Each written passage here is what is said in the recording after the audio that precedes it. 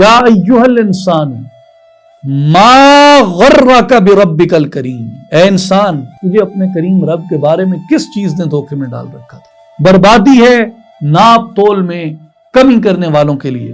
فمن یعمل مثقال ذرۃ خیرا یرہ، جس نے ذرہ بھر بھی نیکی کی ہوگی نا وہ اس ذرہ بھر کو بھی دیکھ لے، مگر جو لوگ ایمان لائے اور نیک عمل کرتے ہیں ان کے لیے دائمی ثواب ہوتا ہے۔ الحمدللہ رب العالمین، الصلاۃ والسلام علی سید الانبیاء والمرسلین وعلی آلہ وصحبہ اجمعین۔ خواتین و حضرات، السلام علیکم ورحمۃ اللہ وبرکاتہ۔ بحمد اللہ آج قرآن مجید کے آخری پارہ یعنی 30ویں پارہ کا خلاصہ لے کے ناچیز آپ کی خدمت میں حاضر ہے۔ یہ اس کا فضل، اس کا کرم، اس کی توفیق، اس کی عطا ہے کہ اس نے ہمیں یہ توفیق عطا فرمائی۔ قرآن مجید کے 30ویں پارہ کا آغاز سورہ النبا سے ہوتا ہے اور یہ لفظ اس کی دوسری آیت سے اخذ کیا گیا ہے، عن النبأ العظیم سے۔ آیت نمبر 1 سے آیت نمبر 16 میں کفار کا قیامت کے بارے میں سوال، قیامت کے متعلق شکوک و شبہات کی تردید اور تکوینی دلائل کا بیان ہے۔ آیت نمبر 17 سے آیت نمبر 30 میں قیامت کے مختلف مناظر، کفار کی مختلف سزاؤں کا بیان ہے۔ آیت نمبر 31 سے آیت نمبر 40 تک پرہیزگاروں کے انعامات، رب تعالیٰ کی شان اور کفار کا اپنے اعمال پر اور اپنے انجام پر حسرت کرنے کا بیان۔ اور اس میں یہ ارشاد مبارک ہوتا ہے، عَمَّ يَتَسَاءَلُونَ عَنِ النَّبَإِ الْعَظِيمِ الَّذِي هُمْ فِيهِ مُخْتَلِفُونَ كَلَّا سَيَعْلَمُونَ۔ یہ لوگ آپس میں کس چیز سے متعلق سوال کرتے ہیں؟ کیا اس عظیم خبر سے متعلق جس کے بارے میں وہ اختلاف کرتے ہیں؟ ہرگز وہ خبر لائق انکار نہیں، وہ ان قریب اس حقیقت کو جان لیں گے۔ ثم کلا سیعلمون، ہم پھر کہتے ہیں کہ اختلاف اور انکار ہرگز نہ کرو، وہ ان قریب حقیقت کو جان لیں گے۔ اس کی تفسیر میں مفسرین کرام جو ہیں وہ یہ سوال لے کے آئے ہیں کہ کفار جو سوال کیا کرتے تھے کہ کون سی خبر ہے، کس خبر کے بارے میں یہ بات ہو رہی ہے، تو مفسرین نے اس پہ 3 قول فرمائے ہیں۔ ایک قول یہ ہے کہ اس خبر سے مراد قرآن مجید ہے، قرآن مجید جو آیا وہ اس کے اوپر سوال کرتے تھے اور اظہار تعجب کرتے تھے۔ اور دوسری چیز جس پہ وہ سوال کرتے تھے اور جس چیز کا وہ انکار کرتے تھے، جس میں وہ بحث اور جھگڑا اور اختلاف کرتے تھے، وہ خاتم النبیین محمد مصطفیٰ احمد مجتبیٰ صلی اللہ علیہ وآلہ وسلم کی نبوت تھی۔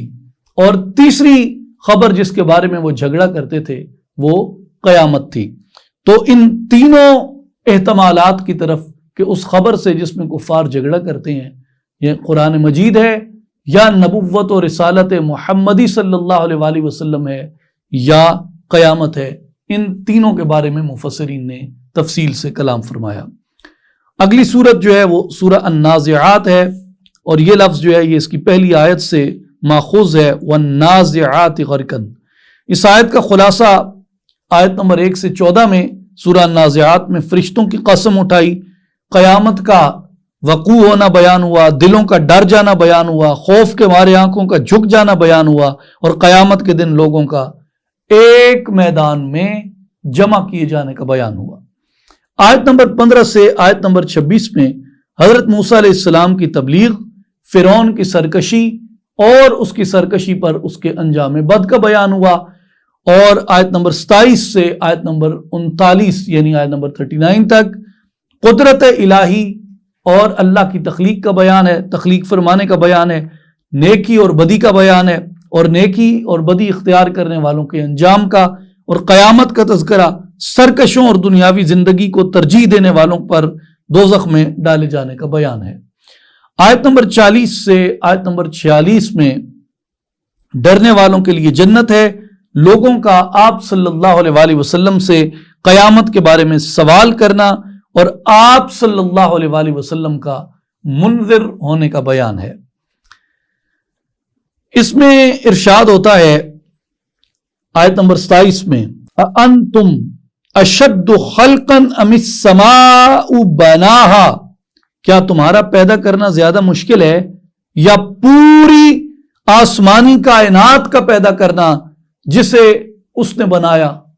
یہ سوال کیا، اور پھر فرمایا رفع سمکہا فسواہا، اس نے آسمان کے تمام طبقات کو بلند کیا، پھر ان میں اعتدال، توازن اور استحکام کو پیدا فرمایا۔ تو اس میں بھی یہ بات جاننے کی ہے کہ یہ حضرت موسیٰ علیہ السلام اور فرعون کا قصہ ختم کرنے کے بعد اللہ تبارک و تعالیٰ نے سلسلہ کلام کو پھر حیات بعد الموت کے منکرین کی طرف اس کو راجع فرمایا اور اس کی طرف لوٹایا۔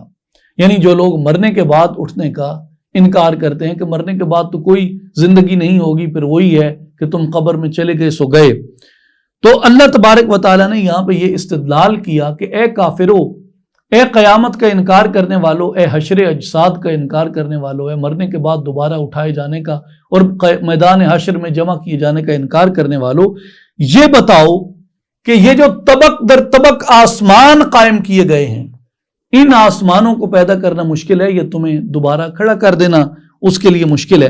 اور یہی بات سورہ یاسین میں بھی فرمائی کہ اَوَلَيْسَ الَّذِي خَلَقَ السَّمَاوَاتِ وَالْأَرْضَ بِقَادِرٍ عَلَىٰ أَن يَخْلُقَ مِثْلَهُمْ، اور کیا وہ جس نے آسمانوں اور زمین کو پیدا فرمایا اس بات پر قادر نہیں ہے کہ وہ ان جیسی تخلیق کر دے؟ یعنی جیسے اس نے پہلے پیدا کیا، کیا وہ اس جیسی تخلیق دوبارہ نہیں کر سکتا؟ عقل سے کام اگر لو تو تم یہ جان جاؤ گے کہ اس کے علم میں، اس کی قدرت میں، اس کے ارادے میں کوئی نقص نہیں ہے، وہ جو چاہے کر سکتا ہے۔ اس کے بعد سورہ عبس ہے، اور اس کی پہلی آیت جو ہے وہ اسی سے اس کا نام اخذ کیا گیا، عبس وتولی۔ اب آئیے اس کی خلاصے کی جانب۔ آیت نمبر 1 سے آیت نمبر 16 میں نابینا شخص کا پاکیزہ ہونا، آپ صلی اللہ علیہ وآلہ وسلم کو اس سے اعراض کرنے سے منع فرمانا، قرآن مجید کا نصیحت ہونا، اور نصیحت کا ایسے پاکیزہ صحیفوں میں ہونا جو برکت والے ہاتھوں سے لکھے گئے تھے۔ آیت نمبر 17 سے آیت نمبر 32 میں انسان کی ناشکری، انسان کی تخلیق اور انسان کے فائدے کے لیے اللہ تعالیٰ کے انعامات کا بیان ہوا۔ آیت نمبر 33 سے آیت نمبر 42 میں قیامت کے دن کفار کی مختلف ذلتوں کو بیان کیا گیا اور نیک مسلمانوں کی عزتوں کو بیان کیا گیا۔ اس میں سے چند آیات کی تلاوت کا شرف حاصل کرتے ہیں۔ وجوہ یومئذ مسفرہ، اس دن بہت سے چہرے نور سے چمک رہے ہوں گے۔ ضاحکۃ مستبشرہ، وہ مسکراتے خوشیاں مناتے ہوں گے۔ ووجوہ یومئذ علیہا غبرہ، بہت سے چہرے ایسے ہوں گے جن پر گرد پڑی ہوگی۔ ترہقھا قطرہ، اور ان چہروں پر مزید سیاہی چھائی ہوگی۔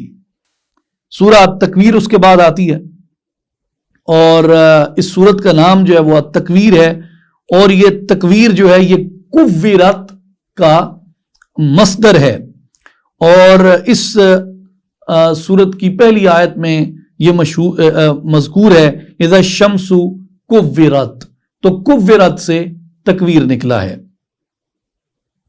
اور اس کی فضیلت کے بارے میں بیان کرتے ہوئے ابن یزید الصنعانی رحمۃ اللہ علیہ بیان کرتے ہیں کہ میں نے سیدنا عبداللہ ابن عمر رضی اللہ عنہما آپ کو یہ کہتے ہوئے سنا کہ رسول اللہ صلی اللہ علیہ وآلہ وسلم نے فرمایا کہ جس آدمی کو اس بات سے خوشی ہو کہ وہ قیامت کے دن اس طرح دیکھے جیسے اپنے سر کی آنکھوں سے دیکھ رہا ہے، تو اس کو چاہیے کہ یہ 3 سورتیں پڑھے، اذا الشمس کوّرت، اذا السماء انفطرت، اور اذا السماء انشقت۔ سورہ تکویر میں آیت نمبر 1 سے آیت نمبر 14 میں سورج کے لپیٹ دیے جانے، ستاروں کے جھڑ جانے، پہاڑوں کے چلائے جانے، زندہ دفن کی گئی لڑکی سے سوال کیے جانے اور روز قیامت کی جزا اور سزا کا بیان ہے۔ آیت نمبر 15 سے آیت نمبر 29 میں مختلف قسموں سے مؤکد قرآن مجید کی شان بیان ہوئی اور قرآن مجید اور حامل قرآن مجید کی عظمت اور شان کو بیان کیا اور اللہ تعالیٰ کے تمام جہانوں کا مالک ہونے کا بیان ہوا۔ اللہ اکبر۔ جیسے اس سے پہلے بھی ہم پچھلے دروس میں بھی یہ بات کر چکے ہیں کہ جو یہ صورتیں ہیں، خاص طور پہ مکی صورتیں جن میں قیامت کا بیان ہے، یہ بندے کے تزکیے کے لیے ہیں اور بندے کو قیامت کا دن یاد دلاتی ہیں۔ اور جب آدمی پڑھتا ہے تو قرآن کا اسلوب بیان ایسا ہے، یعنی جس شخص کو عربی نہیں بھی آتی لیکن وہ تھوڑے تلفظ کے ساتھ اس کو پڑھ سکتا ہے یا کسی اچھے پڑھنے والے سے سن سکتا ہے اور اس کے لفظوں پہ توجہ کر سکتا ہے، تو یہ لفظ قرآن مجید کا یہ زور بیان، یہ فصاحت اور بلاغت اور یہ اعجاز قرآن مجید کا اس کو اپنے حصار میں لے لیتا ہے، اپنے حصار میں لے لیتا ہے۔ ایسا بیان ہے، ایسا تکلم ہے اس میں۔ اذا الشمس كورت واذا النجوم انكدرت واذا الجبال سيرت واذا العشار عطلت واذا الوحوش حشرت واذا البحار سجرت واذا النفوس زوجت واذا الموءودة سئلت بأي ذنب قتلت واذا الصحف نشرت واذا السماء كشطت واذا الجحيم سعرت واذا الجنة أزلفت علمت نفس ما احضرت۔ اب اس میں ایک بڑی کمال بات ہوئی، وَإِذَا الْمَوْءُودَةُ سُئِلَتْ، جب زندہ دفن کی جانے والی لڑکی سے پوچھا جائے گا بِأَيِّ ذَنْبٍ قُتِلَتْ، کہ وہ کس گناہ کے باعث قتل کی گئی۔ جو زندہ لڑکیاں قبروں میں دبا دی جاتی تھیں عربوں کے اس جاہل معاشرے میں، اس کو موعودہ کہتے تھے، زندہ دفن کی جانے والی لڑکی کو۔ تو اب یہاں ایک سوال یہ آیا کہ اس آیت میں یہ کہا جا رہا ہے کہ زندہ دفن کی گئی، زندہ درگور کی گئی لڑکی سے سوال کیا جائے گا۔ لڑکی سے کیوں سوال کیا جائے گا بھائی؟ چاہیے تو یہ تھا کہ قاتل سے سوال کیا جائے، قاتل کی بجائے مقتول سے سوال کیا جا رہا ہے، تو قاتل کو پیش کیا جائے، قاتل سے پوچھا جائے، زندہ دفن کرنے والے سے پوچھا جائے بجائے اس کے کہ اس معصوم لڑکی سے پوچھا جائے کہ تو کس گناہ کی وجہ سے زندہ درگور کی گئی۔ تو اس کے جواب میں مفسرین کرام نے فرمایا کہ یہ سوال اور جواب در اصل قاتل ہی کی تذلیل کے لیے اور قاتل ہی کی گرفت کے لیے ہوگا کہ کیا تیرا لڑکی ہونا جرم تھا؟ ہائے قرآن کی یہ آیت بتاتی ہے کہ لڑکی ہونا، عورت ہونا جرم نہیں ہے، اور ان سے پوچھا جائے گا کہ تو کس جرم کی پاداش میں ماری گئی؟ اس لیے کہ یہ تجھے حقیر سمجھتا تھا؟ کیا بیٹے کو صورت کوئی اور خدا بخشتا ہے اور بیٹی کو صورت کوئی اور خدا بخشتا ہے؟ ایک ہی خدا نے دونوں کو صورت بخشی، ایک ہی خدا نے اس کو بیٹا بنایا، اس کو بیٹی بنایا، تو کس جرم میں ماری گئی؟ تو اس کی مزید مثال، اب پچھلے سوال کی طرف آئیے۔ پہلی یہ بات یہاں دوبارہ ایک بار ذہن نشین کر لیں کہ بیٹی ہونا جرم نہیں ہے، عورت ہونا جرم نہیں ہے، اور جو اس کو جرم سمجھتے ہیں اور عورت یا بیٹی ہونے پہ تذلیل کرتے ہیں، قرآن مجید ان کی تذلیل کرتا ہے، اور قرآن مجید یہ بتاتا ہے کہ قیامت کے دن بھی ان کو ذلت اور رسوائی کا سامنا ہوگا۔ اور پھر اس کے مزید جواب میں مفسرین کرام نے یہ فرمایا کہ مقتول سے سوال کیا جانا جو ہے، یعنی قاتل سے سوال نہ کیا جانا اور مقتول سے پوچھے جانے کا مطلب یہ ہوگا کہ جو مقتول ہوگا وہ قاتل کے جرم کی گواہی دے گا اور یہ کہے گا کہ یہ اس وجہ سے اس نے مجھے قتل کیا تھا، اور مقتول خود قاتل کو بے نقاب کرے گا، اور اس کی دلیل جو ہے وہ حضرت عیسیٰ علیہ السلام کے بارے میں دی گئی کہ جو حضرت عیسیٰ کو خدا اور آپ کی والدہ کو جو لوگ خدا کہتے ہیں اور معبود مانتے ہیں، ان کی تکذیب کے لیے قیامت کے دن حضرت عیسیٰ علیہ السلام سے سوال کیا جائے گا، یعنی ان سے تو کیا ہی جائے گا نا، ان سے پہلے حضرت عیسیٰ سے سوال کیا جائے گا۔ انت قلت للناس اتخذونی وَأُمِّيَ إِلَٰهَيْنِ مِن دُونِ اللَّهِ، اے عیسیٰ علیہ السلام، کیا تم نے لوگوں کو کہا تھا کہ تم مجھ کو اور میری ماں کو اللہ کے علاوہ معبود بنا لو؟ کیا یہ آپ نے کہا تھا ان لوگوں کو؟ قال، تو حضرت عیسیٰ علیہ السلام عرض کریں گے سبحانک ما یکون لی ان اقول ما لیس لی بحق، تو وہ عرض کریں گے تو پاک ہے، میرے لیے یہ روا نہیں کہ میں ایسی بات کہوں جس کے کہنے کا مجھے کوئی حق نہیں ہے۔ یعنی وہ لوٹائیں گے اس بات کو ان کی طرف کہ یہ میری امت نے خود اس گمراہی کو تراش لیا، اس جہالت کو تراشا، اس شرک کو تراشا، میں نے تو ان کو یہ نہیں کہا تھا کہ یہ مجھے اور میری ماں کو معبود بنا دیں۔ تو جس طرح حضرت عیسیٰ علیہ السلام کو یہ سوال کیا جائے گا ان کی قوم کی گرفت کرنے کے لیے، اسی طرح اس زندہ دفن کی جانے والی لڑکی کو سوال کیا جائے گا اس قاتل کی گرفت کرنے کے لیے کہ تو کس جرم میں ماری گئی۔ پھر سن لیں، بیٹی ہونا جرم نہیں ہے، بیٹی گھر میں ہوئی ہے نعمت سمجھو، خدا کی رحمت سمجھو، اس کی ناقدری مت کرو۔ قرآن کتنی عزت دیتا ہے اس جنس کو۔ اس کے بعد سورہ الانفطار ہے، اور انفطار کا جو لفظ ہے یہ بھی اخذ کیا گیا انفطرت سے۔ یہ لفظ اس کی پہلی آیت میں آتا ہے اذا السماء انفطرت۔ آیات کا خلاصہ الانفطار کا یہ ہے کہ آیت نمبر 1 سے آیت نمبر 19 میں قیامت کی علامات ہیں، انسان کے ناشکرے ہونے کا بیان ہے، نیک اور بد لوگوں کے الگ الگ انجام کا بیان ہے، اور قیامت کے دن اللہ کی حاکمیت کا بیان ہے۔ اور اس میں ارشاد ہوتا ہے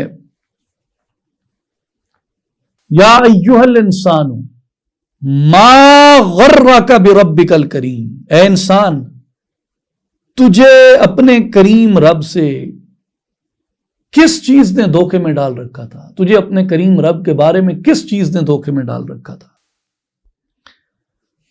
تو اس میں بنیادی طور پہ دعوت فکر ہے انسان کو کہ اپنے تخلیق پہ غور کرو۔ اس سے اگلی آیات یہی بیان کرتی ہیں کہ اپنی تخلیق پہ غور کر، تجھے کس نے ایک پھٹکتے ہوئے نطفے سے پیدا کیا، تجھے کس نے شکم مادر کے اندر پرورش دی، کس نے تجھے نطفے سے لوتھڑا اور لوتھڑے سے تیرے اندر ہڈیاں اور ہڈیوں پہ گوشت چڑھایا اور پھر ان میں خون کی گردش پیدا کی اور رگیں اور پٹھے اور یہ سب چیزیں تیرے وجود میں پھیلا دی، کس نے؟ جس نے تجھے اتنی نعمتیں عطا کی اور تو اسی سے غافل ہو گیا، کس نے تجھے اس سے غافل کیا؟ لوٹ اس خدا کی طرف، رجوع کر اس خدا کی طرف، اس برحق معبود سے اپنی لو لگا لے، محبت پیدا کر لے اس سے پہلے کہ تیری روح کا رشتہ تیرے جسم سے منقطع ہو جائے۔ اس کے بعد سورہ المطففین ہے، اس کا نام مطففین اس لیے ہے کہ اس کی پہلی ہی آیت میں یہ مذکور ہے ویل للمطففین۔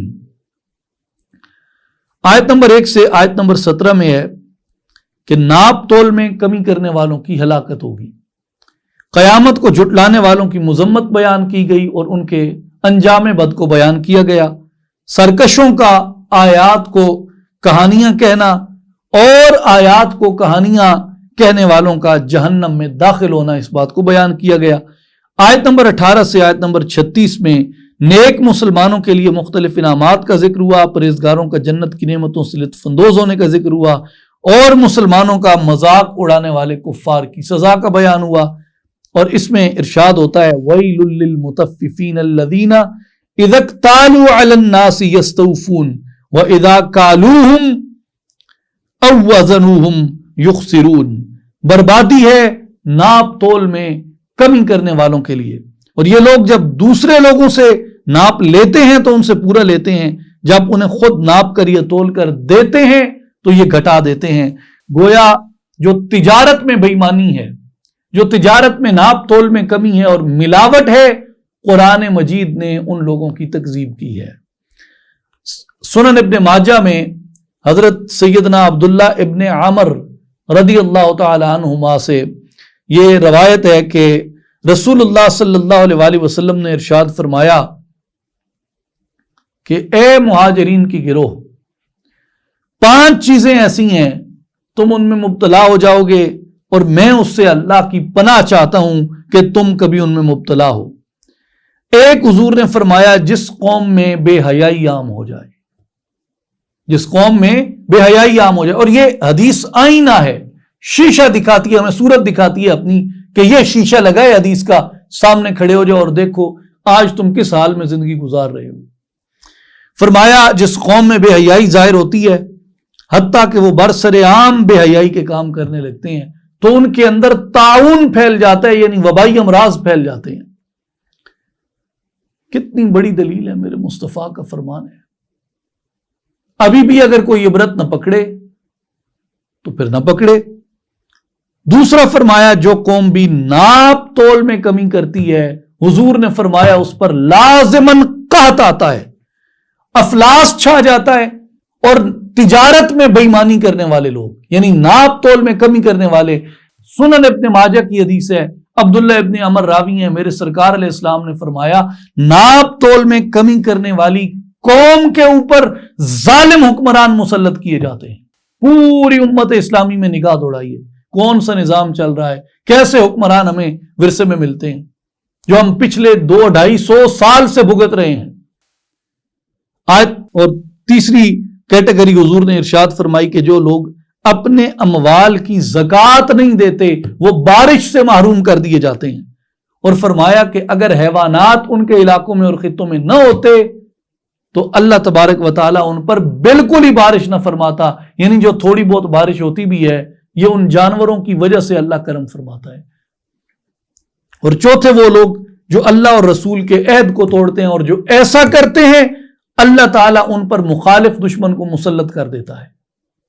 ہم نے پاکستان کلمہ طیبہ لا الہ الا اللہ محمد الرسول اللہ کے وعدے پہ بنایا, اللہ رسول سے وعدہ کیا, اللہ سے اور رسول سے وعدہ کیا اور اس وعدے سے پھر گئے.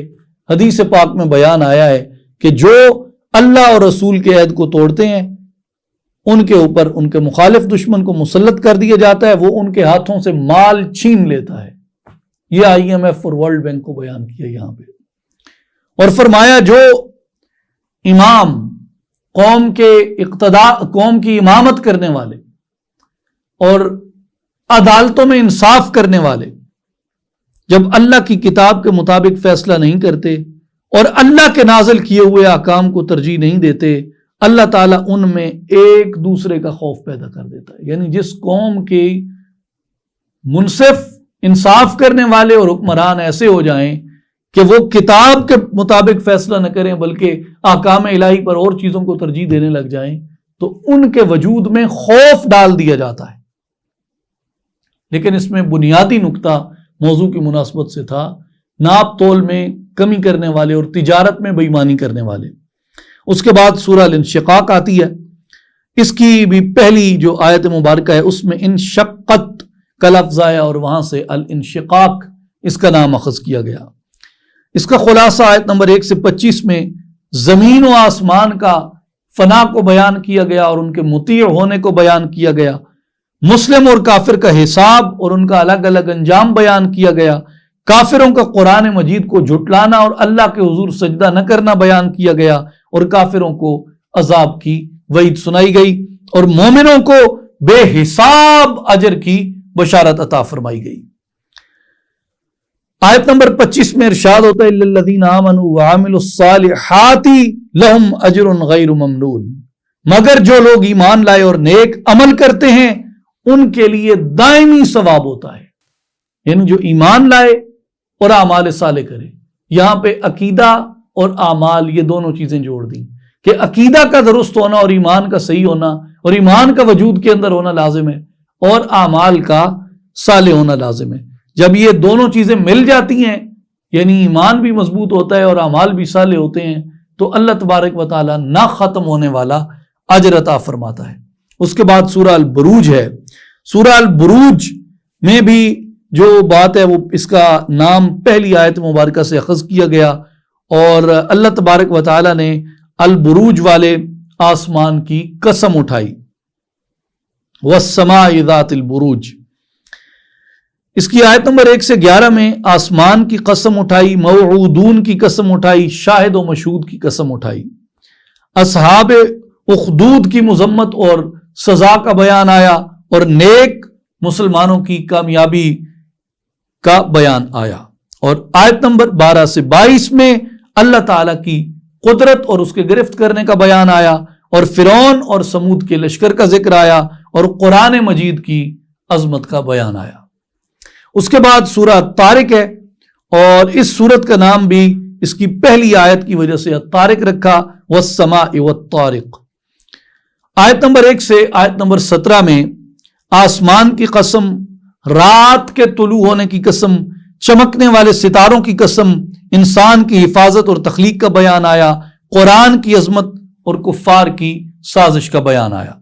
اس کے بعد سورہ الاعلیٰ ہے، اور اس کا نام بھی سورہ الاعلیٰ جو ہے وہ اس کی پہلی آیت سے ہے کہ سبح اسم ربک الاعلیٰ، اور خلاصے میں آیت نمبر 1 سے آیت نمبر 19 میں آپ صلی اللہ علیہ وآلہ وسلم کو اپنے رب کی تسبیح کرنے کا حکم ہوا، اللہ تعالیٰ کا ہر چیز کو درست بنا کر ہدایت دینے کا بیان ہوا، اور آپ صلی اللہ علیہ وسلم کو قرآن نہ بھولنے کی نصیحت اور حکم ہوا، اور بدبخت کا نصیحت سے دور ہونے کا بیان ہوا، اور اس کا آگ میں داخل ہونے کا بیان ہوا، اور کامیابی کے لیے چند اوصاف اختیار کرنے کا حکم ہوا، جن میں چند ایک یہ بیان ہوئے، قد افلح من تزکا، وہی لوگ کامیاب ہوئے جنہوں نے اپنے نفس کا تزکیہ کر لیا، وذکر اسم ربہ فصلی، اور اپنے رب کے نام کا ذکر کرتا رہا اور نماز پابندی سے پڑھتا رہا۔ اس میں 3 صفات بیان ہوئی کامیاب ہونے والوں کی ان 2 آیات میں، آیت نمبر 14 اور آیت نمبر 15 میں۔ پہلی یہ کہ تزکیہ نفس ہونا چاہیے، دوسری یہ کثرت سے ذکر الہی کرنا چاہیے، تیسری یہ کہ نماز قائم کرنی چاہیے۔ اس کے بعد سورہ الغاشیہ ہے، اور اس کا نام بھی پہلی آیت سے اخذ کیا گیا، هل اتاک حدیث الغاشیہ۔ خلاصے میں آیت نمبر 1 سے آیت نمبر 16 میں چھا جانے والی ہولناک قیامت کی خبر، آخرت میں کافروں کے لیے سزاؤں کا اعلان اور نیک مسلمانوں کے انعامات کا بیان ہے۔ آیت نمبر 17 سے 26 میں قدرت الہی کے عجائبات اور نصیحت کے لیے منکرین کے عذاب اور حساب کا بیان ہے۔ اس میں چند آیات ہیں، ان کی طرف توجہ اپنی مبذول کرتے ہیں۔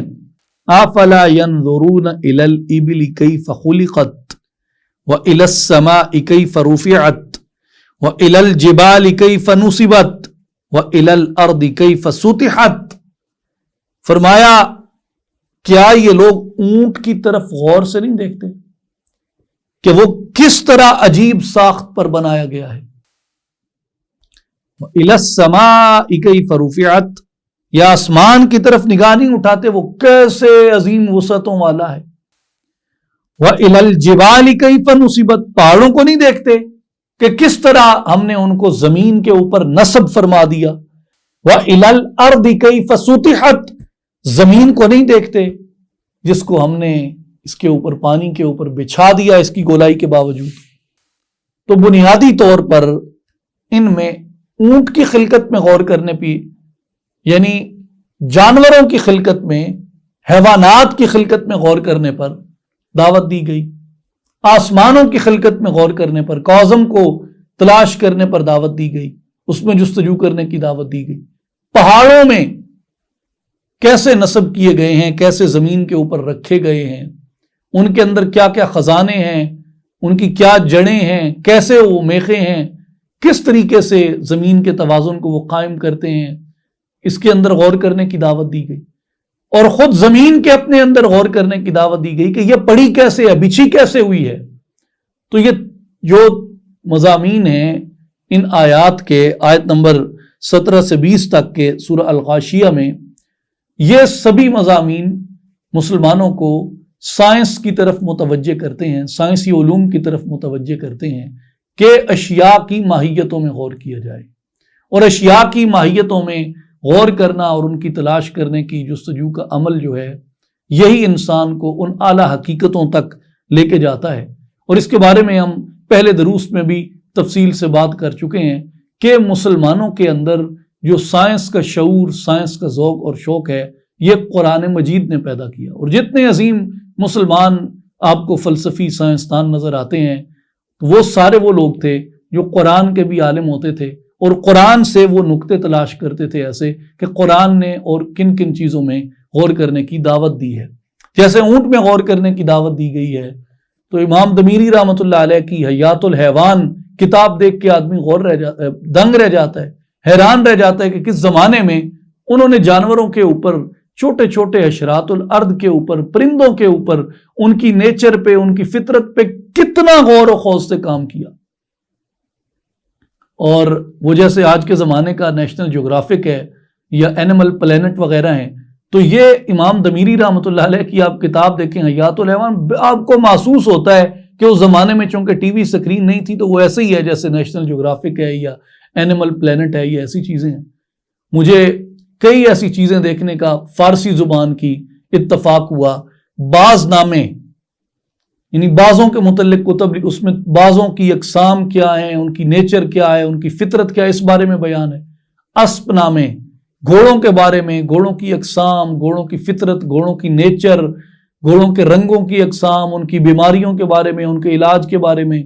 اسی طرح کبوتر نامے ہیں، اس میں کبوتروں کے بارے میں جو ہے وہ تفصیلات دی گئی ہیں. اسی طرح سگ نامے ہیں جس میں کتوں کے بارے میں تفصیلات جو ہیں دی گئی ہیں، اور ان میں اکثر ایسے ہیں جو صنف شاعری کے اندر لکھے گئے ہیں، صنف شاعری میں لکھے گئے ہیں، ویسے نثر کے اندر بھی ہیں، یعنی منظوم منثور دونوں بیان ہوئے. تو یہ جتنی یہ تحقیقات مسلمانوں نے کی ہیں، ان کی خلقت میں غور کیا، ان سائنسی علوم میں انہوں نے ترقی کی، جانوروں میں، حشرات الارض میں، مچھلیوں کے بارے میں، پرندوں کے بارے میں، پالتو جانوروں کے بارے میں، جنگ کے جانوروں کے بارے میں، اونٹ کے بارے میں، ہاتھی کے بارے میں، اور جتنی یہ اشیاء تھیں جن کے اندر ایجادات انہوں نے کی ہیں، جس میں انہوں نے ترقی کی، دنیا کو ایک نئی راہ کے اوپر انہوں نے ڈالا. اور آج جدید دنیا کی جتنی ترقی ہے یہ مسلمانوں کی مرہون منت ہے. اور بڑے بڑے مستشرقین، بڑے بڑے اورینٹلسٹ، اور وہاں کے اپنے لوگ جو بڑے بڑے فرانس کے، یورپ کے دیگر ممالک کے، برطانیہ کے، امریکہ کے، ہر جگہ پہ وہ اس بات کا اعتراف کرتے ہیں کہ ہم نے جو ترقی کی ہے اور ہم نے جس سفر کو آگے بڑھایا ہے، دراصل یہ وہ سفر ہے جو مسلمان، عرب اور سینٹرل ایشین سائنسدانوں نے جس سفر کو آگے بڑھایا تھا. تو قرآن مجید ہی ہماری توجہ جو ہے وہ اس جانب مبذول کرواتا ہے. رابرٹ بریفالٹ بڑا مشہور فرینچ ہسٹورین ہے، اس نے یہ لکھا ہے کہ اگر مسلمان نہ ہوتے، مسلمان سائنسدان، تو آج مغرب اپنی جس ترقی کا دعویٰ کرتا ہے، مغرب آج بھی اسی جہالت میں ڈوبا ہوتا جس میں یہ ہزاروں برس تک ڈوبا رہا ہے. یہ رابرٹ بریفالٹ نے دعویٰ کیا ہے کہ اگر مسلمان نہ ہوتے تو مغرب میں کوئی ترقی نہ ہوتی. انہوں نے اپنی ترقی کا دیا مسلمانوں کے دیے سے روشن کیا ہے. آپ دیکھیں نا، کبھی اندلس کے مسلمانوں کے بارے میں علامہ اقبال نے جو لکھا ہے وہ یہی کہتے ہیں کہ ظلمت یورپ میں تھی جن کی خرد راہ بھی، یورپ میں خرد کے سارے چراغ اندلس سے روشن ہوتے ہیں، سارے چراغ اندلس سے روشن ہوتے ہیں، مسلمانوں سے روشن ہوتے ہیں. تو بہرحال یہ ایک موضوع ہے جس پہ ہمیں ضرور اپنی توجہ رکھنی چاہیے. ہمارے جو نوجوان بیٹے ہیں، بیٹیاں ہیں، ان کو سائنسی علوم کے اندر ترقی حاصل کرنی چاہیے. اور سائنس کو اس لیے نہیں پڑھنا چاہیے کہ میں سکول ٹیچر بھرتی ہو جاؤں گا یا میں کہیں سائنس ٹیچر بھرتی ہو جاؤں گا. ٹھیک ہے، ایسی نیت کرنے میں بھی کوئی حرج نہیں ہے، رزق حلال ہے تو بڑی اچھی بات ہے. لیکن اصل میں یہ علوم پڑھنے کے لیے ہوتے ہیں کہ آپ ان علوم کے اوپر پوری دسترس حاصل کر لیں. اور جس طریقے سے میں کہتا ہوں کہ پاکستان ایک وکیل نے بنایا، اس کا تصور ایک فلسفی، ایک عاشق قرآن نے دیا، علامہ اقبال نے بنایا وکیل نے، اور بچایا ایک سائنسدان نے، ڈاکٹر عبدالقدیر خان نے. ایک سائنسدان نے پاکستان کو بچایا. اگر آج پاکستان ایٹمی طاقت نہ ہوتا، باقی بچانے والی ذات تو اللہ کی ہے، لیکن جو اسباب ظاہری ہم اپنے دیکھتے ہیں، اگر آج پاکستان ایٹمی طاقت نہ ہوتا تو ہندوستان ہمیں نگل چکا ہوتا کب کا. تو ایک سائنسدان نے پاکستان کو ایٹمی طاقت بنا کر اس کے دفاع کو ناقابل تسخیر کر دیا. اس سے آپ کو پتہ چلتا ہے کہ آپ کی قومی زندگی کے اندر سائنس کی، سائنسی علوم کی کتنی اہمیت اور کتنی افادیت ہے. اس کے بعد آگے آئیں سورہ الفجر. اس سورت کا نام جو ہے وہ اس کی پہلی آیت سے لیا گیا ہے، والفجر سے. آیات کا خلاصہ آیت نمبر 1 سے آیت نمبر 20 میں، فجر کی قسم، جفت و طاق، 10 راتوں کی قسم. عاد سمود اور فرعونیوں کی سرکشی اور ان کی ہلاکت کا بیان آیا، مال و دولت کا عزت کا معیار نہ ہونے کا بیان آیا، یتیم کی عزت نہ کرنے، مسکینوں کو کھانا نہ کھلانے اور میراث کا سارا مال سمیٹ جانے اور مال سے شدید محبت کرنے والے لوگوں کی مذمت کے بارے میں بیان آیا، اور قیامت کا منظر بیان ہوا آیت نمبر 21 سے آیت نمبر 30 میں۔ کفار کے لیے سخت ترین عذاب، مومن کی شان آخرت اور نفس مطمئنہ کا جنت میں داخل ہونے کا بیان آیا۔ اس میں اللہ تبارک و تعالیٰ نے فرمایا کلا بل لا تکرمون الیتیم، یہ بات نہیں بلکہ حقیقت یہ ہے کہ عزت اور دولت کے ملنے پر تم یتیموں کی قدر اور اکرام نہیں کرتے، ولا تحاضون علی طعام المسکین، اور نہ ہی تم مسکینوں یعنی غریبوں اور محتاجوں کو کھانا کھلانے میں ایک دوسرے کی ترغیب کرتے ہو، وتأکلون التراث اکلا لما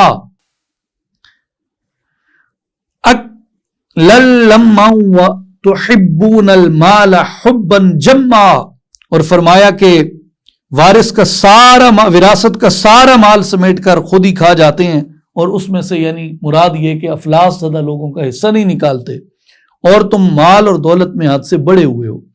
اس میں مفسرین کرام فرماتے ہیں کہ سورہ الفجر کی آیت نمبر 17 میں جو کلا کا لفظ ہے یہ ان کے گمان کو مسترد کرنے کے لیے ہے کہ اگر کوئی شخص مالدار ہے تو اس کا مالدار ہونا اس کی فضیلت کی وجہ سے نہیں ہے کہ وہ صاحب فضل تھا تو مالدار ہو گیا، اور اگر کوئی غریب ہے، کوئی مفلس ہے تو وہ اپنے ذلت کی وجہ سے مفلس اور غریب نہیں ہے۔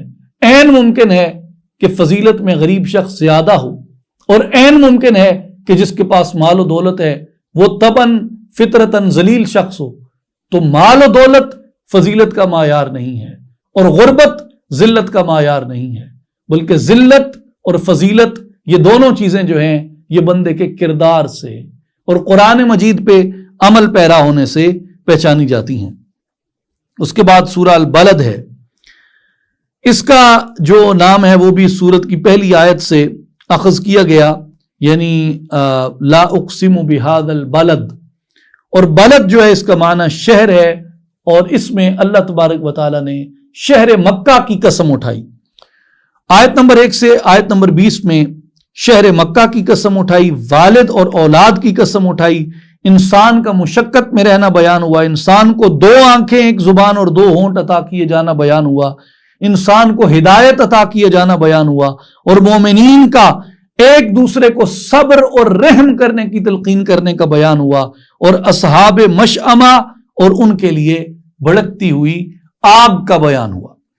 ارشاد ہوتا ہے لا اقسم بہذا البلد وانت حل بہذا البلد، میں اس شہر مکہ کی قسم اٹھاتا ہوں اے حبیب مکرم اس لیے کہ آپ اس شہر میں تشریف فرما ہیں۔ مفسرین فرماتے ہیں کہ وانت حل بہذا البلد یہ حال ہے، اور لا اقسم بہذا البلد یہ ذوالحال ہے، اور فرمایا جو حال ذوالحال کی قید ہوتا ہے، اس لیے خلاصہ یہ ہے کہ اللہ تبارک و تعالیٰ کا شہر مکہ کی قسم اٹھانا اس کے ساتھ مقید ہے کہ اے حبیب میں شہر مکہ کی قسم اس لیے اٹھاتا ہوں کہ آپ اس کے اندر موجود ہیں۔ مکہ کی عظمت یہ ہے کہ اس میں حبیب مصطفیٰ علیہ السلام نے تولد پایا، حضور کی ولادت ہوئی، اور حضور اس شہر کے اندر ہیں۔ حبیب آپ کی موجودگی کی وجہ سے میں اس شہر کی قسم اٹھاتا ہوں۔ تو اس لیے مفسرین کرام فرماتے ہیں کہ معلوم ہوا کہ عزت کا معیار اللہ تعالیٰ کا کسی بلد، کسی جگہ سے محبت کرنے کا معیار یہ ہے کہ وہاں حضور موجود ہیں۔ اور اس کی ایک مثال ہے، مثال یہ ہے کہ ایک ہیرا ہے جس کی مالیت 10 کروڑ ہے، جس کی مالیت 10 کروڑ ہے، اگر وہ ہیرا انگوٹھی میں لگا ہے تو وہ انگوٹھی 10 کروڑ کی ہے، اگر وہ ہیرا ہار میں لگا ہے تو ہار کی مالیت 10 کروڑ کی ہے، اگر وہ ہیرا جھومر میں لگا ہے تو جھومر کی مالیت 10 کروڑ کی ہے، اگر وہ ہیرا ٹیکے میں لگا ہے تو ٹیکہ کی مالیت 10 کروڑ کی ہے۔ جہاں وہ ہیرا لگا ہے اس کی مالیت بڑھ جاتی ہے، جہاں وہ ہیرا لگتا جائے گا اس کی مالیت 10 کروڑ میں تبدیل ہوتی جائے گی۔ تو وہ اسی لیے اللہ تبارک و تعالیٰ نے اپنے حبیب کو جب سب سے افضل پیدا فرمایا تو ساتھ یہ بتایا کہ میرا حبیب جہاں ہے وہ جگہ سب سے افضل ہو جاتی ہے. حضور آسمانوں پہ تھے، آسمان افضل تھا. حضور عالم ارواح میں تھے، عالم ارواح افضل تھا. حضور زمین پر آئے، زمین افضل ہو گئی. حضور مکے میں گئے، مکہ افضل ہو گیا. حضور غار حرا میں تشریف فرما ہے، غار حرا افضل ہو گئی. حضور غار ثور میں تشریف فرما ہے، غار ثور افضل ہے. حضور بدر میں تشریف فرما ہے، بدر افضل ہے. حضور احد پہ تشریف فرما ہے، احد افضل ہے. حضور سیدنا ابو بکر صدیق رضی اللہ تعالیٰ عنہ کے کاندھوں پہ سوار ہوئے تو سیدنا ابو بکر صدیق رضی اللہ تعالیٰ عنہ سب سے افضل ہو گئے. حضور جب مدینہ میں آ گئے تو مدینہ افضل ہو گیا. حضور کا چہرہ مسجد اقصی کی طرف تھا تو وہ افضل تھا اور قبلہ تھا. حضور کا چہرہ مسجد حرام کی طرف ہو گیا تو وہ افضل ہو گیا. حضور علیہ الصلوۃ والسلام جب اپنی قبر انور کے اندر جلوہ فرما ہو گئے تو جس مقام پہ حضور جلوہ فرما ہو گئے وہ کائنات کی ہر ایک جگہ سے وہ جگہ افضل ہو گئی. اس لیے فرش سے عرش تک، عرش سے فرش تک ہر چیز کی تعظیم اور تکریم کا مدار حضور علیہ الصلوۃ والسلام کے دامان سے وابستہ ہونے کے اندر ہے. جہاں حضور ہیں وہ جگہ افضل ہو گئی. اس لیے فرمایا مکے کی قسم اس لیے کہتا ہوں کہ حبیب آپ اس کے اندر ہیں. اس کے بعد سورہ شمس ہے، یہ بھی لفظ اس کی پہلی آیت سے اخذ کیا گیا، والشمس وضحاها. آیت نمبر 1 سے آیت نمبر 10 میں سورج اور اس کی روشنی کی قسم کھائی، چاند کی قسم کھائی، دن اور رات کی قسم کھائی، آسمان و زمین کی قسم کھائی، تزکیہ نفس والوں کی کامیابی کا اعلان ہوا اور تزکیہ نفس نہ کرنے والے یعنی گناہوں میں مبتلا رہنے والوں کی ناکامی کا بیان ہوا. آیت نمبر 11 سے آیت نمبر 15 میں قوم سمود کی تکذیب اور سرکشی کی بنیاد پر ان کی ہلاکت کا بیان ہوا. اس کے بعد سورہ اللیل ہے، یہ بھی اس کی ابتدا میں اللیل کا ذکر ہے، واللیل اذا یغشا. آیات کے خلاصے میں آیت نمبر 1 سے آیت نمبر 21 میں رات اور دن کی قسم کھائی، نر اور مادہ پیدا کرنے والے رب کی قسم کھائی، انسانوں کے مختلف اعمال کی بنا پر مختلف انجام کی قسم کھائی، بدبخت کا آگ میں داخلہ ہو گئی یہ بیان ہوا. مال کی پاکیزگی کے لیے حضرت ابو بکر صدیق رضی اللہ تعالیٰ عنہ کا مال خرچ کرنا اور ان کا انفاق سے رضائے الہی تلاش کرنا اور اللہ تعالیٰ کا ان سے راضی ہو جانا یعنی مال خرچ کرنے سے. اس کے بعد سورہ الضحیٰ ہے اور اس کی بھی پہلی آیت میں چونکہ والضحیٰ کا لفظ ہے تو اس لیے اس کا نام سورہ الضحیٰ ہے. آیت نمبر 1 سے 11 میں والضحیٰ اور لیل کی قسم کھائی. اللہ تعالیٰ کا اپنے محبوب کو نہ چھوڑنے کا بیان ہوا اور آپ کی ہر آنے والی گھڑی گزری ہوئی گھڑی سے بہتر ہے اس کا بیان ہوا. اللہ کا اپنے محبوب کو غنی کرنے کا بیان ہوا اور آپ کو یتیم پر سختی کرنے اور سائل کو جھڑکنے سے منع کرنے کا بیان ہوا اور اپنے رب کی نعمتوں کے خوب چرچا کرنے کی مسلمانوں کو اور آقا پاک علیہ الصلوۃ والسلام کو تلقین فرمائی گئی.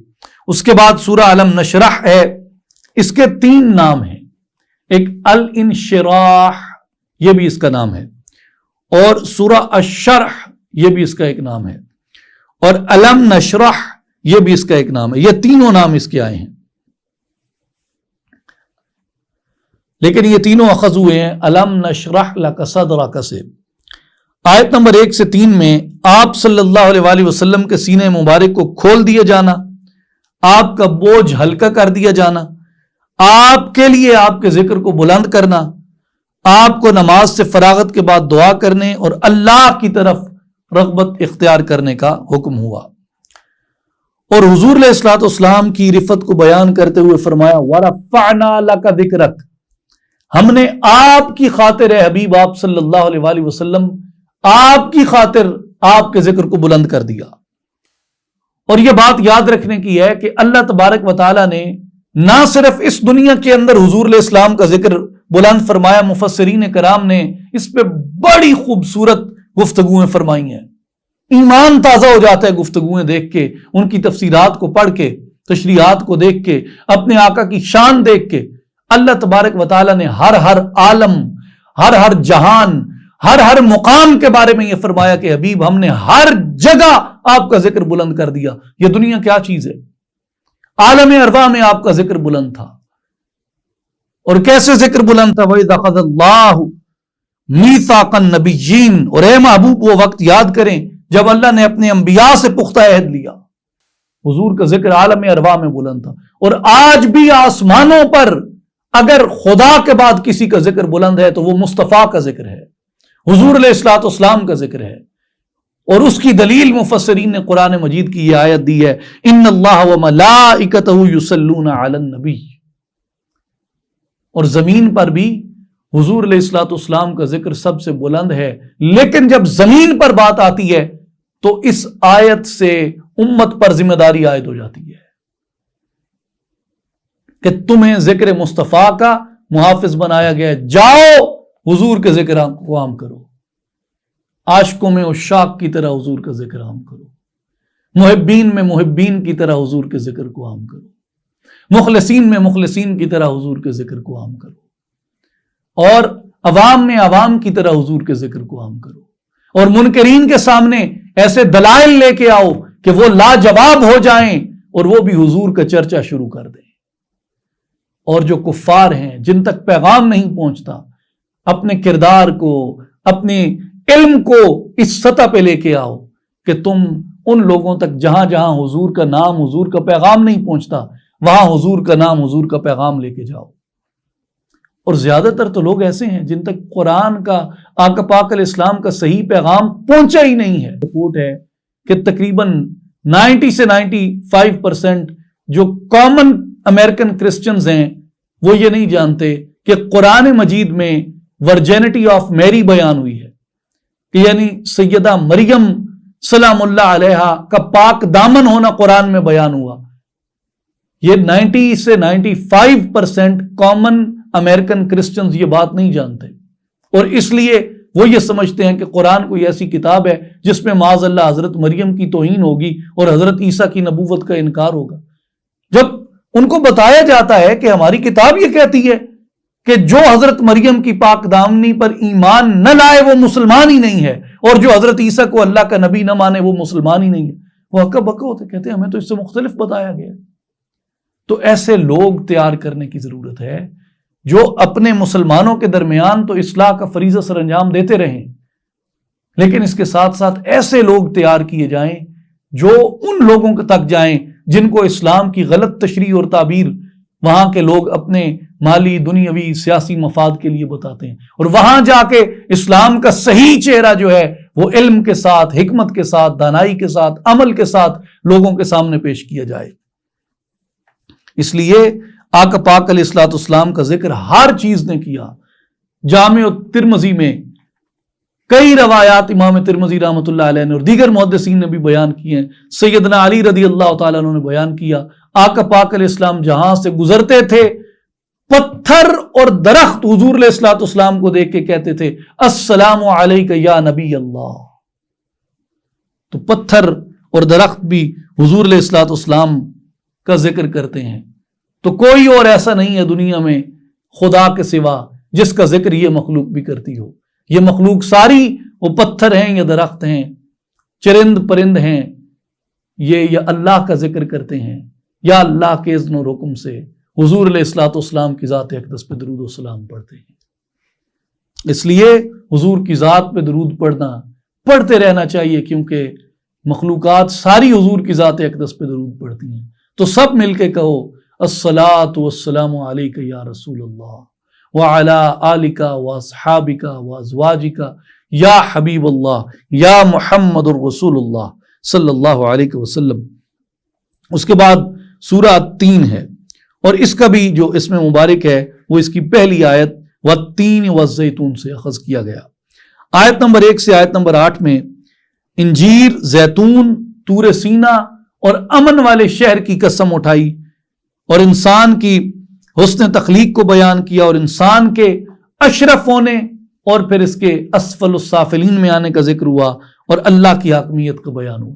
ایک لطیف سا نقطہ یہ ہے کہ یہاں اللہ تعالیٰ نے 6 قسمیں اٹھائیں۔ انجیر کی، زیتون کی، طور سینا کی اور امن والے شہر کی. اور آگے ہے لقد، تو جہاں لام حرف تحقیق سے پہلے آ جائے اس کو بھی قسمیہ کہا جاتا ہے، اور حرف تحقیق بذات خود ایک قسم کا ہم معنی لفظ ہے. تو اس لیے یہ 6 قسمیں بنتی ہیں. 6 قسمیں اٹھا کر اللہ تبارک و تعالی نے انسان کی عظمت کو بیان فرمایا اور اس کے شرف کو بیان کیا. اس کے بعد سورہ العلق ہے، اور یہ لفظ جو ہے اس کی دوسری آیت سے اخذ کیا گیا، خلق الانسان من علق.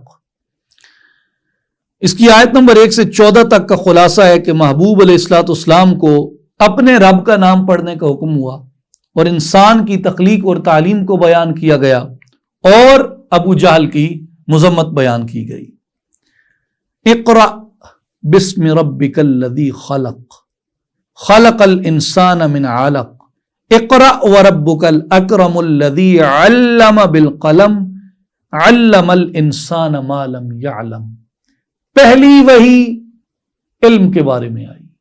تو آپ خود اندازہ لگا لیں، ایک مومن کے لیے، ایک مسلمان کے لیے، محبوب مصطفیٰ علیہ الصلوۃ والسلام کا امتی ہونے والے کے لیے علم سے محبت کرنا کتنا ضروری ہے. پہلی وحی علم کی آئی، پڑھنے کی آئی.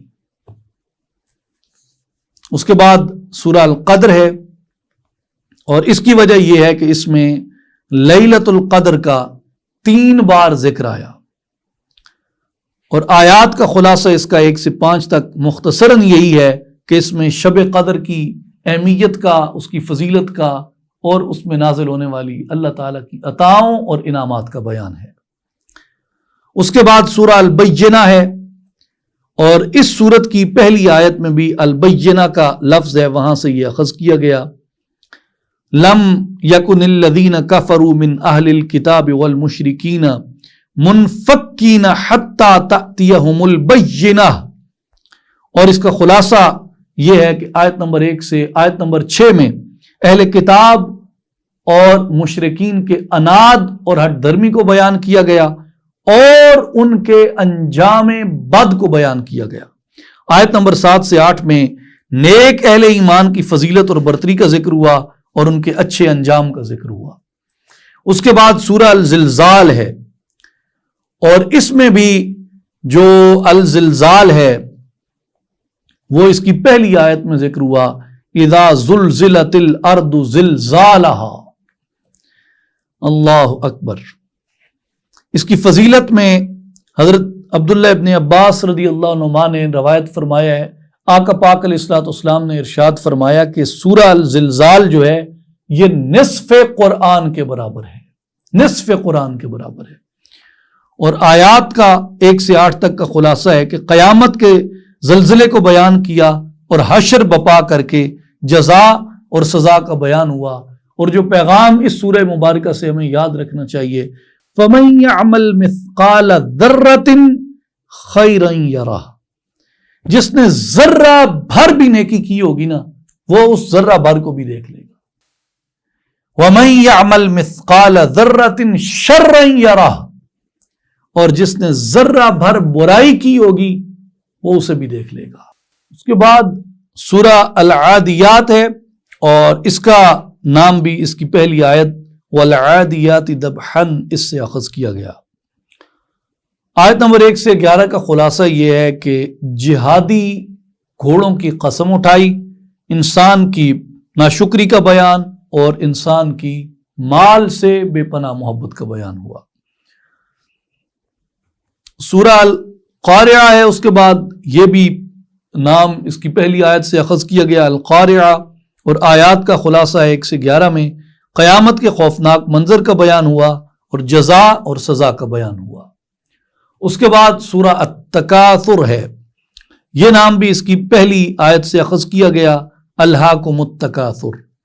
آیت نمبر 1 سے آیت نمبر 8 کا خلاصہ یہ ہے کہ دین کو چھوڑ کر دنیا کے مال و دولت میں مشغول ہونے پر انسانوں کی مذمت کی گئی، اور انسان کا جہنم کو یقین کی آنکھ سے دیکھنا بیان ہوا، اور ان سے نعمتوں کے بارے میں سوال کیے جانے کا بیان ہوا. اور اس میں بہت ہی عبرت کی طرف ہمیں متوجہ کرنے والے یہ دو مختصر کلمات ہیں، الہاکم التکاثر حتی زرتم المقابر، تمہیں کثرت مال کی ہوس اور فخر نے آخرت سے غافل کر دیا، حتی زرتم المقابر، تم دولت کماتے رہے، اینڈ کیا ہوا؟ اپنی قبروں کو جا پہنچے، ساتھ کوئی کچھ نہیں لے کے گیا، سب سونا، سب مال و متاع، سب حسین لباس، سب جائیدادیں اور سب لالچیں تمہیں جو اس دنیا میں کیا کرتے تھے وہ ساری یہاں دھری کی دھری رہ جائیں گی۔ قبر کے چوکھٹے خالی ہیں انہیں مت بھولو، قبر کے چوکھٹے خالی ہیں انہیں مت بھولو، جانے کب کون سی تصویر سجا دی جائے۔ اس کے بعد سورہ العصر ہے، اور یہ بھی اس کی پہلی آیت سے اخذ کیا گیا نام والعصر، اور حضرت امام شافعی رحمت اللہ علیہ آپ نے فرمایا کہ اگر لوگ صرف اسی ایک سورت میں غور و فکر کر لیں، اسی ایک سورت کو پڑھ لیں تو ان کے لیے یہی کافی ہے۔ اور ایک یہ قول بھی کیا گیا ہے کہ اگر قرآن مجید سارا نازل نہ ہوتا تو امت کی ہدایت کے لیے یہ ایک سورت بھی کافی تھی۔ اتنی بڑی یہ انسانوں کی تلقین عطا فرماتی ہے، اتنی بڑی نصیحت ہے یہ والعصر، بظاہر مختصر سے کلمات ہیں لیکن اتنی بڑی صورت ہے یہ۔ اور اس کی آیت نمبر 1 سے 3 میں بیان ہوا کہ انسان کی کامیابی کے لیے 4 اہم ترین خوبیاں، ایمان، عمل صالح، ایک دوسرے کو حق کی تلقین اور صبر کی تلقین، یہ 4 خوبیاں جو اپنا لے ان کے لیے فرمایا کہ وہ لوگ خسارے والوں میں سے نہیں ہیں۔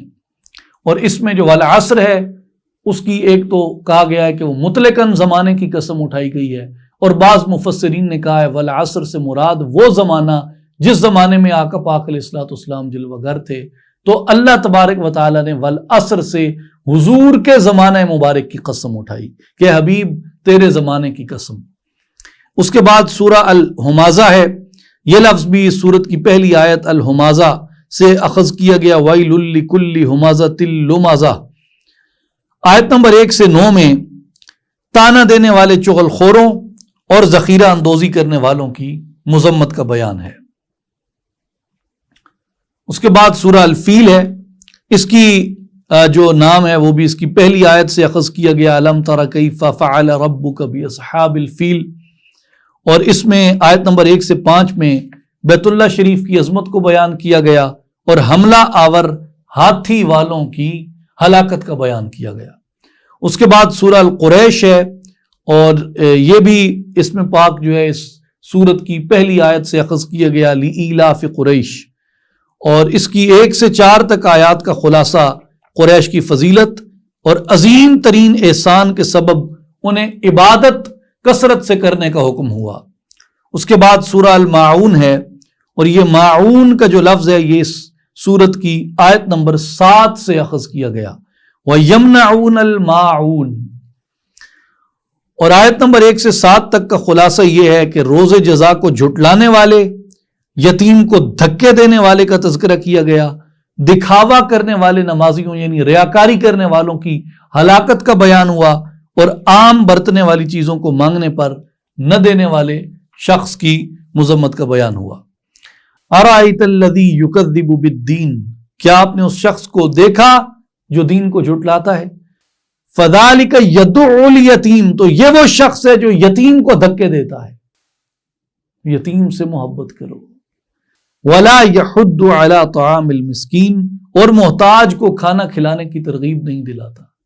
غریبوں کو کھانا کھلاؤ، غریبوں میں کھانا بانٹو، اللہ کو پسند ہے، اور جو یہ کام نہیں کرتے اللہ انہیں ناپسند فرماتا ہے۔ اس کے بعد سورہ الکوثر ہے، اِنَّا أَعْطَيْنَاكَ الْكَوْثَرَ، اس میں آپ صلی اللہ علیہ وآلہ وسلم کو کوثر عطا کیا جانا، نماز اور قربانی کرنے کا حکم، اور آقا پاک علیہ الصلوۃ والسلام سے دشمنی رکھنے والوں کی مذمت کا بیان آیا۔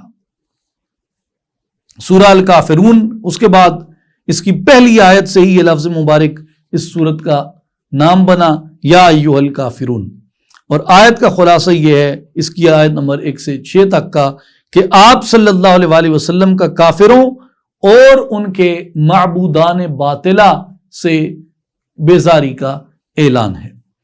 سورہ نصر ہے، اس کے بعد یہ لفظ بھی اس سورت کی پہلی آیت سے اخذ کیا گیا، اذا جاء نصر اللہ والفتح۔ خلاصہ اس کی 3 آیات کا یہ ہے کہ دین اسلام کے غلبہ کی بشارت ہے اور اللہ تبارک و تعالیٰ کی حمد و تسبیح کرنے اور استغفار کرنے کی اس میں تلقین کی گئی ہے۔ اور یہ بڑی کمال کا ایک سیکوینس ہے اس میں، کہ جب بھی تمہیں کامیابی ملے اور اس میں جس طریقے سے بتایا گیا ہے کہ لوگ جوک در، جب اللہ کی مدد آئی تو لوگ جوک در جوک دین اسلام میں داخل ہو رہے ہیں۔ اب یہ لوگ داخل ہو رہے ہیں تو حبیب آپ کیا کریں؟ آپ کثرت سے اللہ کی حمد و ثنا کریں اور آپ استغفار کثرت سے کریں۔ تو گویا جب بھی تمہیں کامیابی ملے، جب بھی اللہ کی تائید اور نصرت شامل ہو جائے تو اس سے پانے کے بعد متکبر نہ ہو جاؤ، اٹھلاؤ مت، اتراؤ مت، فخر مت کرو، بلکہ عاجزی کرو، اللہ کی تعریف بیان کرو کہ یہ اس کی مدد، اس کی نصرت سے تھا۔ اس کے بعد سورہ لہب ہے، اس کے 3 نام بیان ہوئے، سورہ اللہب بیان ہوا، سورہ تبت بیان ہوا اور المسد بیان ہوا۔ یہ تینوں الفاظ اس صورت میں بیان ہوئے ہیں، اور اس کی 1 سے 5 تک آیات کا خلاصہ ابو لہب اور ابو لہب کی بیوی کی مذمت کی گئی، گستاخی رسول کرنے پر اور رسول اللہ صلی اللہ علیہ وآلہ وسلم کو ایذا دینے کے اوپر۔ اس کے بعد سورہ اخلاص ہے، یہ توحید خالص کو بیان کرتی ہے، جیسا کہ پہلے بھی بیان ہوا کہ آیت الکرسی، سورہ الحدید کی پہلی 6 آیات، سورہ الحشر کی آخری آیات اور سورہ اخلاص، یہ قرآن مجید میں بہت جامع ترین بیان ہے اللہ تبارک و تعالیٰ کی صفات کی معرفت کے بارے میں۔ اس لیے اس کے دیگر بھی کئی نام ہیں، سورہ تفرید ہے، سورہ توحید ہے، سورہ نجات ہے، سورہ ولایہ ہے، سورہ معرفہ بھی اس کا نام ہے، اور سورہ الاساس بھی اس کا نام رکھا گیا، لیکن زیادہ مشہور نام جو ہے وہ سورہ الاخلاص ہے۔ قل هو اللہ احد اللہ الصمد لم یلد ولم یولد ولم یکن لہ کفوا احد۔ اس کے بعد سورہ الفلق ہے، اس کا نام بھی اس کی پہلی آیت سے اخذ کیا گیا، قل اعوذ برب الفلق۔ آیت نمبر 1 سے 5 تک کا خلاصہ یہ ہے کہ سرکشوں کی شرارت، حاسدین کے حسد سے اللہ تبارک و تعالیٰ کی پناہ طلب کرنے کا بیان ہے۔ اس کے بعد آخری سورت ہے سورہ الناس، اور اس میں جو الناس کا لفظ ہے وہ چونکہ 5 مرتبہ مذکور ہے، اس لیے اس کا نام سورہ الناس رکھا گیا، اور اس کا خلاصہ یہ ہے کہ جنوں اور انسانوں کے جو وسوسے ہیں اور ان کے شر سے اللہ کی پناہ طلب کرنے کا بیان ہے۔ اور یہ جو آخری 2 صورتیں ہیں ان کو معوذتین کہتے ہیں۔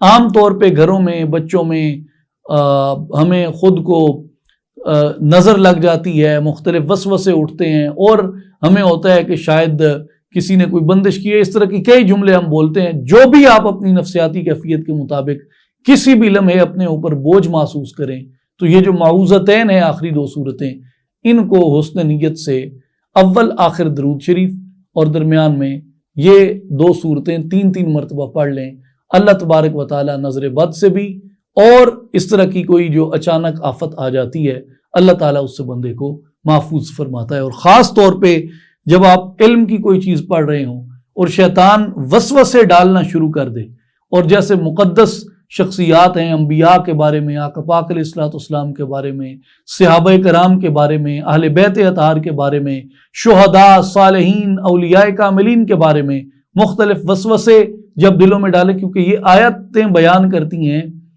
کہ شیاطین جو ہیں وہ بندے کے سینوں میں وسوسے ڈالتے ہیں۔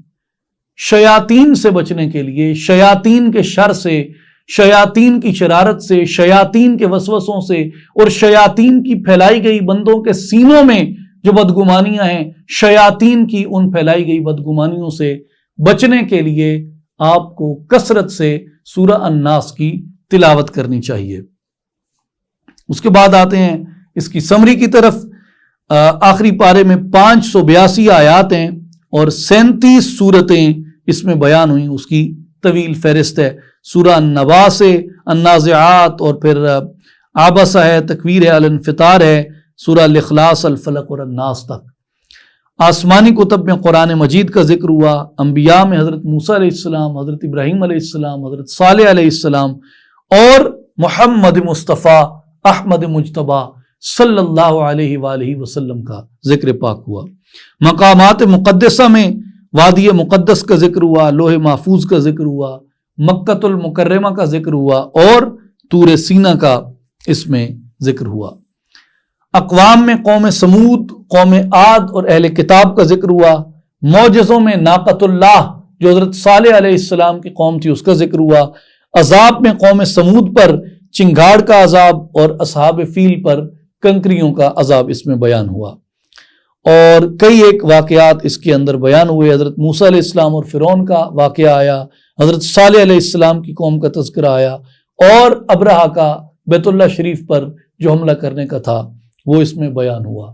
اللہ تعالیٰ کے فضل سے، اس کے کرم سے اور اس کی توفیق سے تمام 30 پاروں کا خلاصہ مکمل ہوا۔ ہم اس کے حضور سرب سجود ہیں، اور اس میں جو بھی کوتاہی تھی، نقص تھا، وہ ناچیز کے نفس کی خطا تھی، کم علمی کم عملی کی وجہ سے تھا، ناچیز کی جہالت کی وجہ سے تھا، اور جو حق تھا وہ اللہ تبارک و تعالیٰ کی طرف سے تھا، اور وہ تھا جو اس نے اپنے پاک باز بندوں کے ذریعے ہم تک پہنچایا ہے۔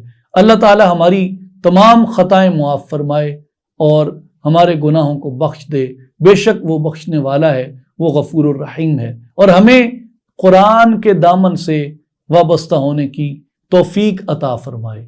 جب تک ہمارا قرآن سے رشتہ ہے ہم مسلمان کہلانے کے مستحق ہیں، اور ہم اس دنیا میں آگے جانے کے، عزت پانے کے، اور آخرت میں عزت پانے کے مستحق ہیں۔ قرآن سے اگر ہمارا رشتہ کمزور ہے اور ہمارا رشتہ اگر ٹوٹ گیا ہے تو ہم کچھ بھی نہیں ہیں۔ اڑ گیا دنیا سے تو مانند خاک راہ گزر، اگر قرآن سے ہمارا رشتہ کمزور ہو گیا۔ اللہ تعالی ہمیں قرآن مجید سے اپنا مضبوط تعلق، ہدایت اور نور والا تعلق اختیار کرنے کی توفیق عطا فرمائے، اور ہمیں ان لوگوں سے بنا دے جن کے ظاہر اور باطن قرآن سے منور ہوتے ہیں۔ ایک بار پھر اپنے گناہوں کی معافی طلب کرتے ہوئے اور اس کی رحمت کی امید اور یقین رکھتے ہوئے اس کی بارگاہ میں دست بدعا ہیں کہ وہ ہمیں قرآن مجید پر اپنی زندگی بتانے کی توفیق عطا فرمائے۔ وآخر دعوانا ان الحمد للہ رب العالمین۔ ان اللہ وملائکتہ یصلون علی النبی یا ایھا الذین آمنوا صلوا علیہ وسلموا تسلیما۔ اللہم صل علی سیدنا و مولانا محمد وعلی آل محمد وبارک وسلم وصلی علیہ۔